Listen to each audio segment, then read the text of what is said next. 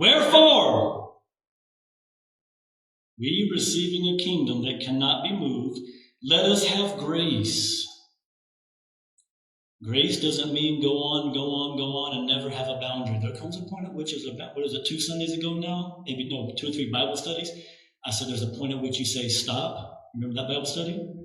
Oh, God bless you, God bless you. Stop. Grace actually puts up a boundary because grace is meant to help people, not hurt. So there are 2 ways of hurting people. By squashing people the moment they make a mistake, or by not ever putting up a boundary and letting the person go on in their sin and foolishness. You're actually hurting someone by doing that.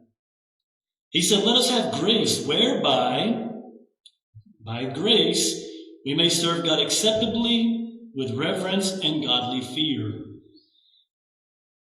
Godly fear. Respecting God. That's godly fear. Godly fear is not about being fearful of being thrown into hell at any... No. Godly fear is respect for God.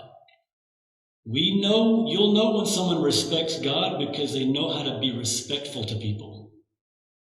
When someone's constantly disrespectful in how they operate, you can tell they don't really fear God. They don't have a godly fear. They may fear Him to some degree, but they don't have a godly fear.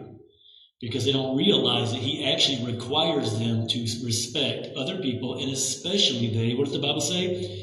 Do good unto all men, and especially they who what? Are of the household of faith. We're supposed to actually treat Christians better than we treat sinners. Can you believe that? We're supposed to treat, that doesn't mean mistreat sinners, but we're supposed to actually treat Christians better and put Christians first. That means if we're going to give money to somebody, we need to find out if somebody in the church needs it before we give it to the beggar on the street. I'm not down on beggars, but here's what I am telling you. The Bible says we're supposed to put God's children first. That's what we're supposed to do. Taking care of the widows, taking care of the orphans, taking care of the sick who are in the church. Not giving all our money away to sick people on the street who got STDs from 13 people this week. That's not who we give our money to. We hope they get saved. We love everybody, but that's what I'm telling you what the Bible says. And the Bible is not known by many people. That it actually says, put God's children first. Sometimes that means put your wife first or your husband first. All right, verse 29. Here's the reason. Our God is a consuming fire. Our God is a consuming fire. That speaks of judgment, yes, but it also speaks to the child of God of purification. And every one of us have some need of purification, some need of it. Some of it we may be aware of ourselves. Some of it others may be aware that we need purification. Consuming fire is judgment to the sinner, but it is purification to the child of God. And he tells us one more thing, and we're going to stop with this. Let us have grace whereby we may serve God acceptably. Acceptably.